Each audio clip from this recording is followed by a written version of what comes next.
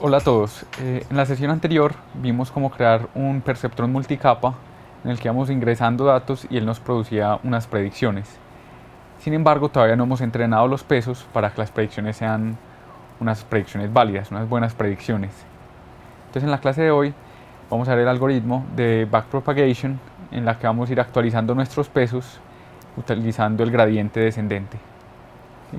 Entonces primero hagamos un repaso del perceptrón multicapa en el que teníamos unos datos de entrada, ¿sí?, que por generalidad llamábamos x0, ¿sí? El 0 nos indicaba que eran en la capa de entrada y se conectaban a nuestras próximas capas.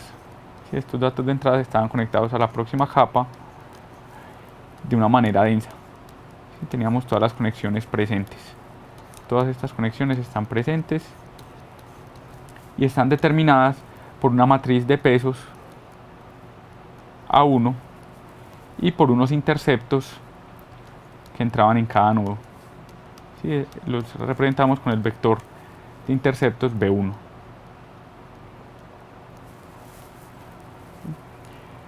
Para recordar, veamos que está A1, la matriz de pesos A1 tenía que tener las dimensiones de mi número de neuronas de entrada, que habíamos llamado M0, ¿sí?, que ese es el número de características que tienen mis datos, y el número de columnas está dado por el número de neuronas de salida, que era M1. ¿Sí? De igual manera, mi vector de interceptos iba a tener una sola fila, iba a ser un vector fila, pero con M1 columnas, ¿sí?, que es el número de neuronas que tengo en la capa 1.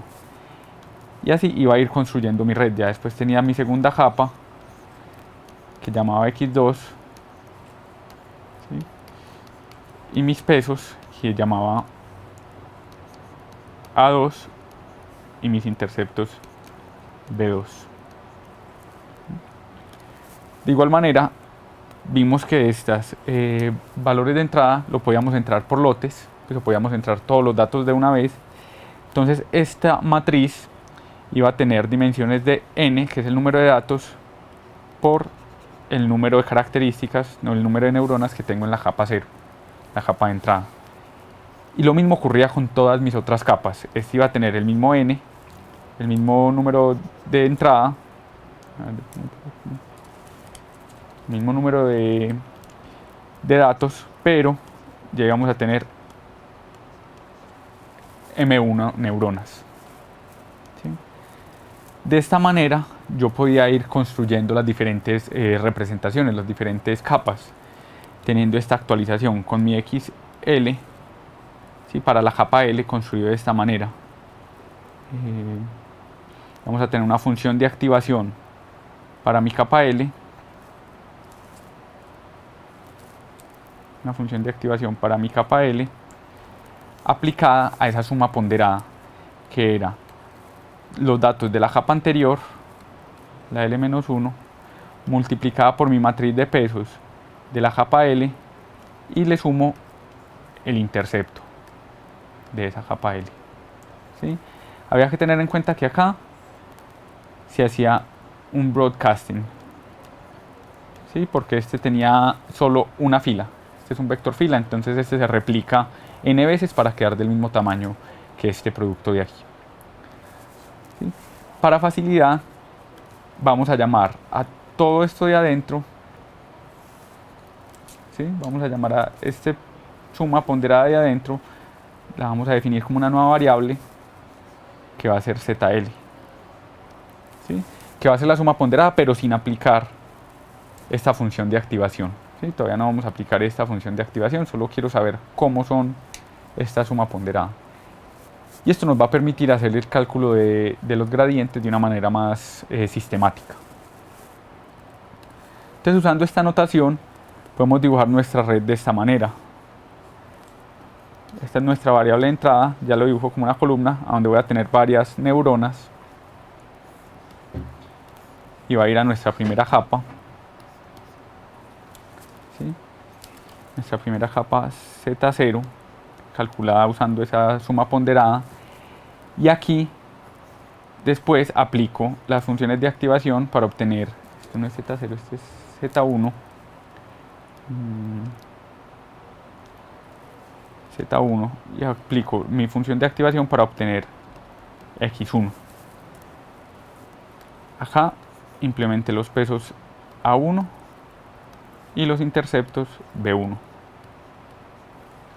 ¿Sí? Y esto funciona de entrada para la segunda capa, donde igualmente tengo la suma ponderada y después le aplico la función de activación.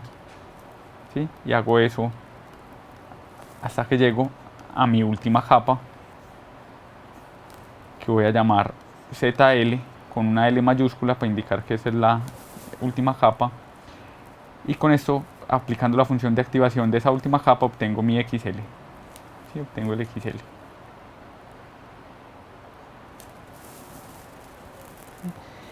Pero esto ya lo hemos visto, pues ya hemos visto cómo hacer estos productos matriciales para obtener cada vez los valores de cada capa, las activaciones de cada capa. Ya lo que vamos a hacer es, teniendo estos datos al final, construimos una función costo, que ya hemos visto cómo, y viendo los errores que produjo mi modelo, poder ir devolviéndome a actualizar los pesos que hay acá, los A y B de nuestro modelo. ¿Sí? La idea es ir propagando hacia atrás mis errores para poder optimizar estos pesos. ¿Sí? Poder ir optimizando los pesos para obtener un mejor resultado cada vez. Entonces, ¿cómo se hace eso? Primero, asumamos que tenemos una capa cualquiera, una capa genérica, ZL, ¿sí? Antes de aplicar la función de activación, y XL. ¿Sí? Y esta, aquí antes, yo tenía una matriz de pesos AL y un vector de interceptos BL. ¿Sí? Por acá llegaron de una capa anterior y esto lo ingreso en una capa siguiente. Vamos a asumir que yo conozco cuál es el gradiente de la función de costo con respecto a mi XL. ¿Sí? Y lo vamos a llamar mi delta L. Ese es el gradiente de mi función de costo. El gradiente de mi función de costo con respecto a los datos de la capa L. Yo borro por aquí un poquito. Ese es este gradiente. Y a partir de este gradiente vamos a calcular cuál es el gradiente con respecto a los pesos de esa capa. ¿Sí? Vamos a ver que esto, si incluimos los índices, mi delta L va a ser la derivada de esta función de costo con respecto a las componentes de este XL. ¿Sí? Y ese va a tener, esta es una matriz en donde la primera fila me decía el número del dato que yo estaba considerando, y la columna, donde el primer índice me dice el número del dato y el segundo índice es la columna, me dice el número de neuronas que estoy considerando. Entonces, de igual manera, esta matriz delta L va a tener esos mismos índices, y J, porque aquí estoy derivando un escalar y debo tener estos dos índices conservados. Vamos a definir también un delta mayúscula de IJ para la capa L, y es el gradiente, pero con respecto a mis nuevas variables Z, que era antes de aplicar la función de activación. ¿Sí? Era antes de aplicar mi función de activación. Entonces recordemos que mi X es aplicando la función de activación sobre mis Z. Así construyo mi X. Y aquí vamos a ver cómo se relacionan estas dos matrices, cómo relacionamos el delta minúscula con el delta mayúscula, y es simplemente usando la regla de la cadena. ¿Sí? Sabemos que el delta IJ de mi capa L es la derivada de J con respecto a Z, L y J. Pero aquí podemos usar la regla de la cadena metiendo todas mis variables intermedias X. ¿Sí? Debo incluir una sumatoria sobre M y N. Y ya me quedan estas derivadas. La derivada ya es con respecto a X en los índices M y N. Pero debo derivar esta X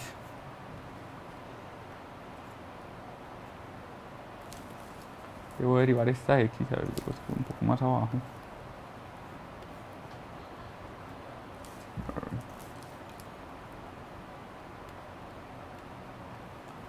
Mn con respecto a mi variable original, que era Z y J. Y esta es una derivada fácil de hacer. Tenemos que mi XL Mn, simplemente la función de activación L décima sobre el ZL Mn. Entonces, cuando vamos a derivar, hay que tener en cuenta que este índice I es diferente del M y el J es diferente del N. Y estas derivadas, ¿sí?, va a ser simplemente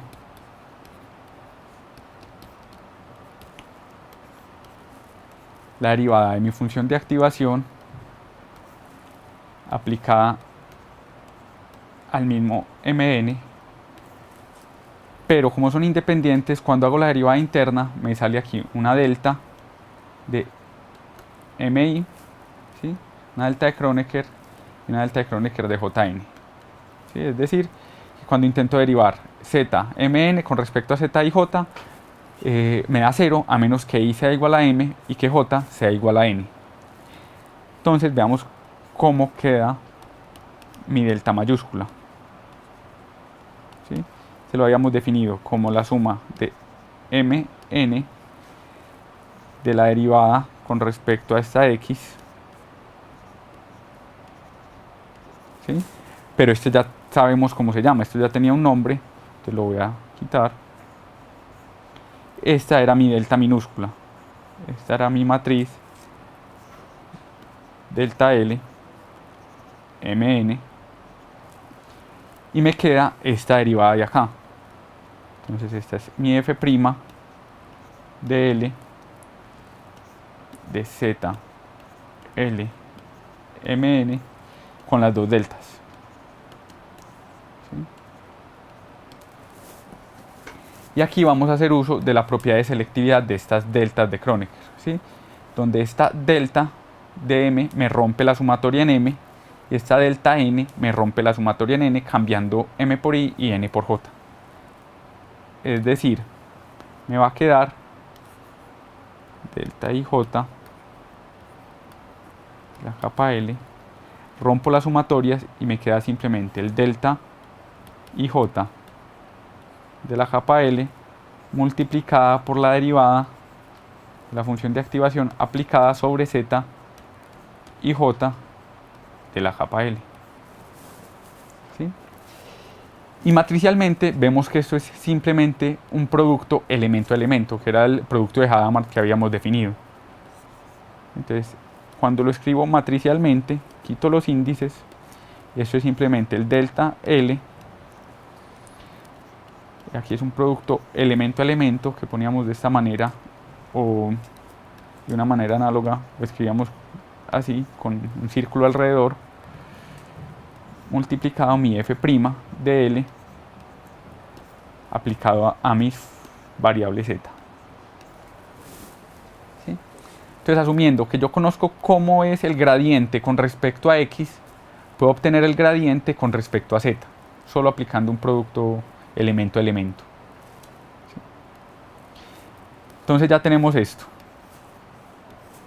Ya tenemos los gradientes con respecto a X, que llamamos delta L, y puedo obtener el delta mayúscula L, que es el gradiente con respecto a Z, simplemente haciendo este producto elemento-elemento con mi f'. ¿Sí? ¿Qué sigue? Lo que necesitamos ahora es ver, a partir de eso, cómo calcular los gradientes con respecto a mis pesos A, ¿sí? Cómo usar este delta para calcular los gradientes con respecto a mis pesos y con respecto a mis interceptos. Y a partir de esos gradientes puedo empezar a actualizar los valores. Entonces veamos cómo sería eso. Sabemos que el z, pongámosle índices y k, tiene esta forma, el xl-1 con índices ij por mi a, jk de la capa L. Y le sumo el intercepto correspondiente. Y ahora debo derivar mi z con respecto tanto a A como a B. Entonces hagamos estas derivadas. Necesito saber cuánto es la derivada de z y k con respecto a mis pesos. Y esta es una derivada muy sencilla, es simplemente coger los coeficientes, quedan aquí estos coeficientes que son mis datos, y como son independientes aquí me va a salir una delta jm y otra delta kn. Entonces solo me queda una delta de Kronecker jn y otra kn. De igual manera voy a derivar mis interceptos por acá. Este es aún más sencillo.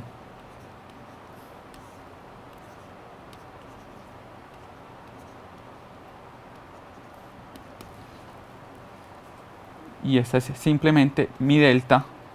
Me va a dejar esta delta, una delta de Kronecker km, ¿sí? Al derivar. Entonces me queda una delta km. ¿Sí? Y ya que no tengo ningún coeficiente al lado de mis b's. Entonces ya puedo con esta información calcular cuál es el gradiente con respecto a mis pesos a L, ¿sí? De mi función de costo. Y es simplemente aplicar la regla de la cadena nuevamente. Esto aquí va a ser con respecto a las derivadas con respecto a L. Y hagámoslo por componentes. Hagámoslo aquí por componentes. Esto es la derivada de J con respecto a L mn.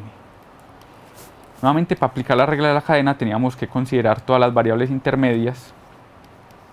Eso es simplemente esto de acá que estábamos llamando delta mayúscula. Aquí es sumatoria sobre I y sobre K.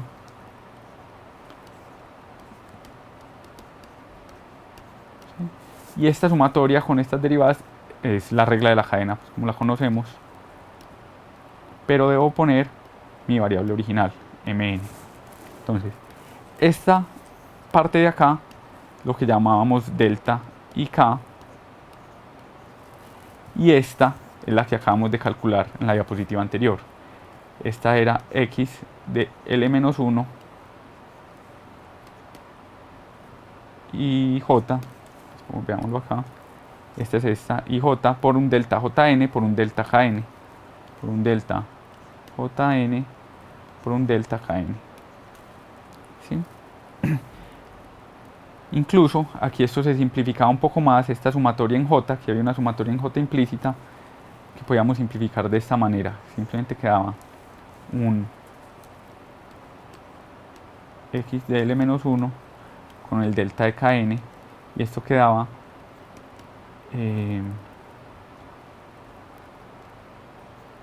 y n. ¿Sí? Entonces acá actualicémoslo como debería quedar.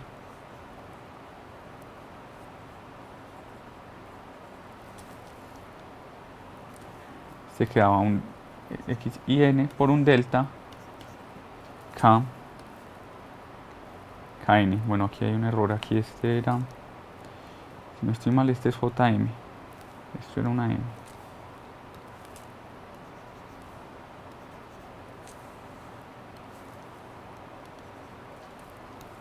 Entonces se queda im y kn. Y lo reemplazo. Entonces ahora lo voy a reemplazar y obtengo esta derivada. Obtengo que mi gradiente con respecto a mis pesos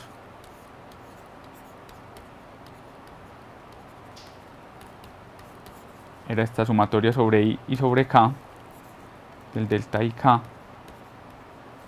multiplicado por el X L-1 y M por un delta de K por N. Entonces, este delta de acá me rompe la sumatoria en K, ¿sí?, por la propiedad de selectividad, pero todavía me queda una sumatoria en I. Entonces, permanece la sumatoria en I, pero voy a tener algo de este estilo. El K lo reemplazamos por N.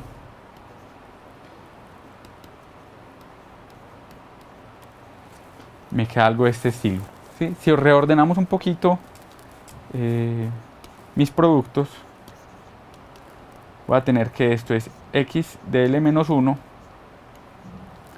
transpuesto, y lo vamos a transponer, me cambia estos dos índices de posición, componentes MI multiplicados por un delta IN. Sí, hay que tener mucho cuidado aquí con esta transpuesto, que me cambió estos dos índices de posición.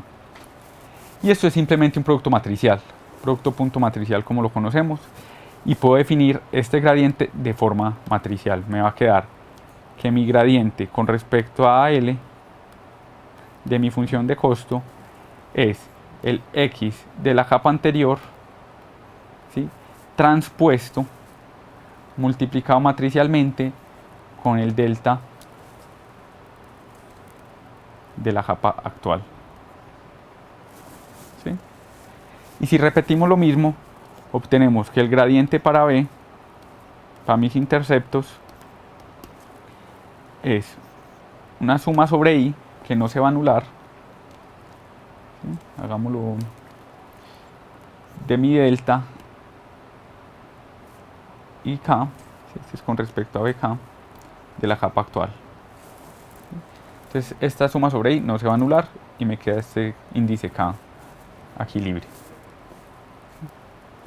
Y aquí tengo los gradientes. Entonces, ¿hasta dónde hemos llegado? Teníamos un delta L,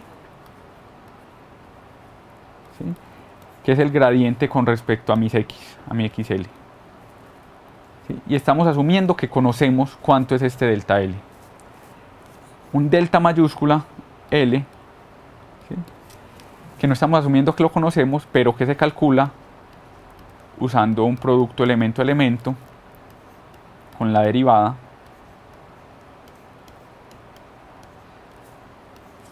Y con este delta L calculamos el gradiente con respecto a mis pesos,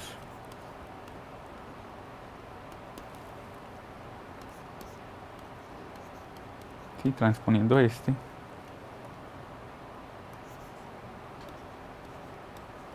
y el gradiente de mis interceptos.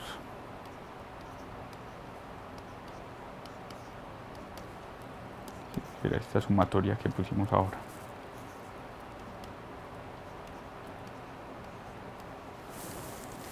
¿Qué falta? Ya lo único que nos falta es ver cómo obtener este gradiente con respecto a mis activaciones, a mis valores de cada capa.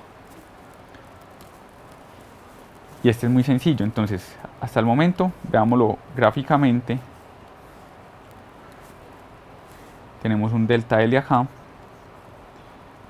aquí un delta mayúscula L, que se obtiene con este producto punto, y el gradiente de mis activaciones, que se obtiene con mi X anterior transpuesto, este que se obtiene como la sumatoria de estos delta I. Y aquí está este transpuesto por el delta mayúsculo. Ahora, ¿qué sigue? Vamos a ver cómo obtener el delta L, ¿sí?, este delta L a partir de otro delta, pero de una capa que le sigue, ¿sí?, de un delta de L más 1. Y vamos a ver cómo podemos hacer este salto aquí.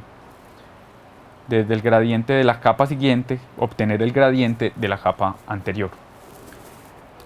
Para lograr eso, hay que tener en cuenta que esto ZL era igual a mi X L-1 por mi AL más un BL. ¿Sí? Entonces, para simplificar, vamos a cambiar esto, vamos a considerarlo de la capa L+1, va a depender de la capa L, ¿sí? Con los pesos L+1.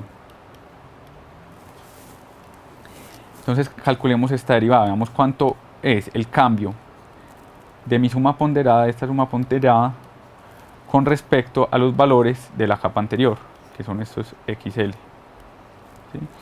Y aquí hay que tener en cuenta que esto tiene unos índices, pongámosle este unos índices IK y este un índice MN, este es IK, aquí este era IJ, JK y BK. Entonces esta derivada toma mis A's como coeficientes para producir este valor. Esto va a ser XL-1 JK, pero van a salir estas dos deltas, una IM y otra JN. ¿Sí? Entonces me sale la delta IM y la delta JN. Acá tenemos una sumatoria en J que se iría con esta delta de Kronecker para producir la derivada como nos debe quedar, ¿sí? Que es NK por una delta de IM.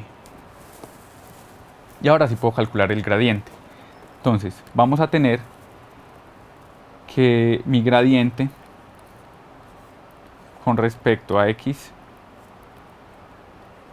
L, y pongamos aquí los índices MN. Entonces, aplicando regla de la cadena, debo meter todas las variables de las que depende y van a ser, pongámoslo, sumatoria sobre IK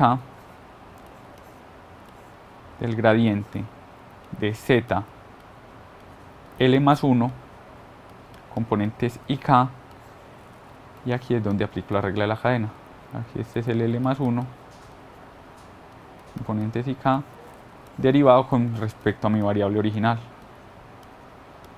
eran los valores de la capa L. Entonces ya este es lo que nosotros conocemos como delta IK de la capa L+1, y este fue la derivada que acabamos de calcular, que era a L+1 NK por un delta, que era a NK por un delta MI. Entonces, ¿cómo me queda esta derivada? Me va a quedar nuevamente la sumatoria sobre IK, mi delta IK L+1, y acá la delta ANK delta MI. Entonces, usando la propiedad de selectividad, vamos a cancelar esta sumatoria en I con esta delta. Y me va a quedar de esta forma, me va a quedar que la derivada con respecto a XL, componentes MN, es la sumatoria, ya que solamente la sumatoria en K, y esta me va a quedar una delta que me cambia todas las I's por unas M. Entonces todas las I's me las cambia por M, pero permanece el índice de acá del K. El K permanece en la sumatoria. ¿Sí? Y este va a ser con respecto a M+1, L+1, y este también L+1. ¿Sí? Vamos a ver, este era con respecto a L+1.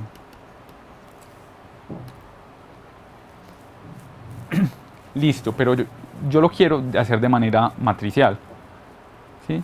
Y vemos que aquí, para que quede contraído el índice K, este índice con este, debo transponer toda esta matriz, ¿sí? Debo transponer todo esta, y me queda de esta forma, me queda el delta MK,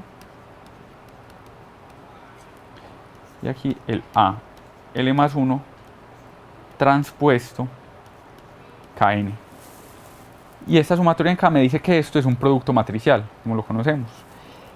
Entonces, mi gradiente con respecto a xmn lo llamábamos delta minúscula.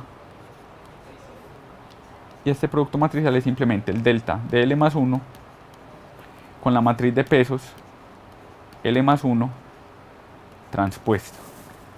¿Sí? Entonces ya tengo cómo a partir de este gradiente calcular el gradiente de la capa previa. Entonces hagamos nuevamente un resumen. Entonces acá yo puedo calcular mi gradiente L más 1, si asumamos que lo conocemos, pero puedo calcular el delta mayúscula haciendo este producto elemento-elemento. ¿Sí? Pero este nos va a permitir calcular el delta L. ¿Sí? Usando aquí esta ecuación que acabamos de encontrar. Delta L igual a delta de L más 1 por A de L más 1 transpuesta. Y acá podemos calcular el delta mayúscula y actualizar nuestros pesos. ¿Sí? Entonces podemos ir devolviéndonos con estos deltas hasta la primera capa. Nos podemos ir yendo hacia atrás, por eso se llama backpropagation. ¿Sí? ¿Cuál es el problema? El problema es que necesitamos un delta para empezar. Para empezar este proceso de backpropagation necesitamos al menos un delta. ¿Y cuál es ese? Es el de la última capa. Necesitamos calcular cuál es el delta de la última capa. Entonces esto llegaba aquí a una función de costo. Esta es mi capa L, mi última capa. Y vemos cómo calcular este delta de L. ¿Sí? ¿Cuál es esta gradiente con respecto a los valores de las neuronas de la última capa? Para hacer eso recordemos que para una regresión, para un problema de regresión, mi costo era simplemente el promedio de estos valores residuales. Si considerábamos y menos y gorro al cuadrado. Entonces, en la última capa, mis predicciones son simplemente los valores de esa capa. Van a ser mis XL y K. ¿Sí? Este es este mismo I. Este I es el I que me dice en qué dato estoy. Y este K va a ser el número de la neurona. Pero al final solo vamos a tener una neurona. En todo caso, podemos calcular el delta L derivando directamente esta función de costo. Se va a hacer simplemente la derivada. Aquí esto es L mayúscula. Delta L de la última capa. La derivada de este X de la última capa. Mn. Y aquí este es muy fácil de derivar. Simplemente bajamos el 2. ¿Sí? Y esta sumatoria permanece.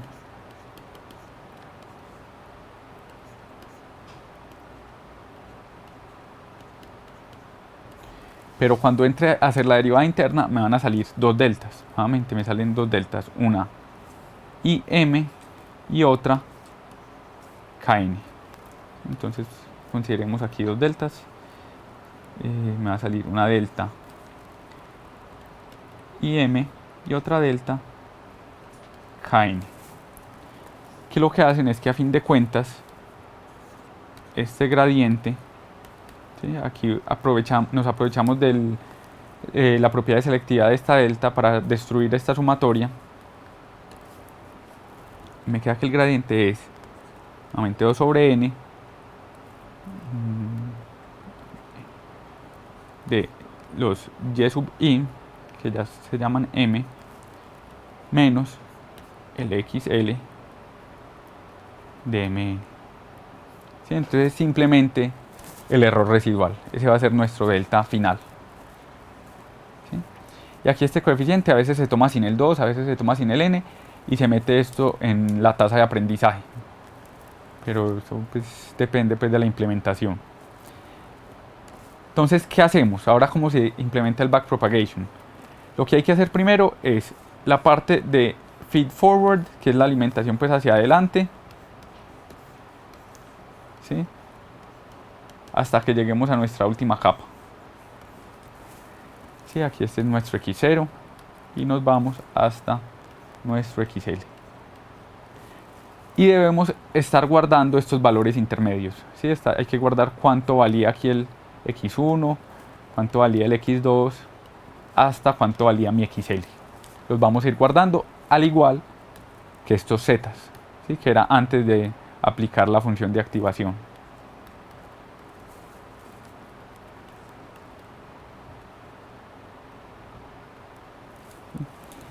Y después, el algoritmo de backpropagation consiste en empezar con el delta L, con el último delta, que es simplemente 2 sobre n por mi vector y, ya como matriz, menos mi XL. ¿Sí? Entonces ya tengo el último delta. Con ese delta construyo el delta mayúscula. ¿Sí? Puedo construir el delta mayúscula L usando el producto, pues, elemento-elemento. Y es por esto que tengo que estar guardando todas estas variables intermedias z. ¿Sí? Entonces ya cuando tengo estos deltas voy devolviéndome capa a capa, ¿sí? Construyendo el delta de la capa L como el delta mayúscula de la capa siguiente, ¿sí? El de la capa L más 1 multiplicado por los pesos de esa capa,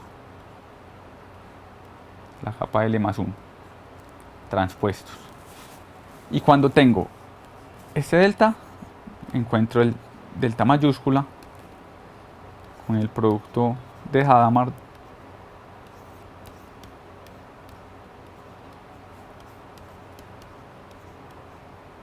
y por último los gradientes con respecto a A,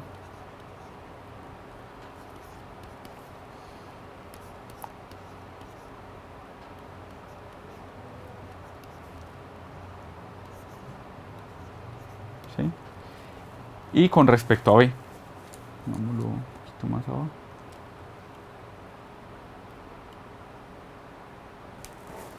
Y el gradiente con respecto a B.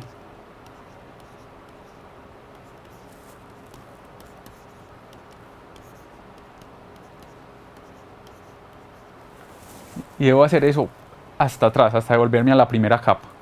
Y con estos gradientes ya puedo usar el optimizador que yo quiera para actualizar los pesos y los interceptos, ya sea Adam, sea el gradiente descendente normal o el método de los momentos. ¿Sí? Entonces devolvámonos acá. Entonces lo que había que hacer era, en la última capa, calcular el delta L. Con este delta L calcular el delta mayúscula L. ¿Sí? Y acá actualizo estos parámetros. ¿Sí? Puedo actualizar estos parámetros, pero me sigo devolviendo. ¿Sí? Me voy devolviendo hasta que calculo aquí el delta 2 para calcular el delta mayúscula 2, y esto lo voy a usar para actualizar los parámetros de esta capa, pero también para calcular el delta 1 y el delta mayúscula 1, que es lo que uso para calcular al fin los parámetros de esta capa. ¿Sí? El A1 y el B1. Y eso es lo que voy a estar haciendo yo para entrenar mi red. Calculo hacia adelante y después me voy devolviendo hacia atrás usando backpropagation y actualizo estos pesos. ¿Sí? Ya en la próxima clase vamos a ver que esto también puede usarse para una clasificación, para un problema de regresión logística, y qué pasa cuando en mi regresión logística tengo diferentes categorías. Entonces eso es la próxima clase. Muchas gracias por acompañarnos.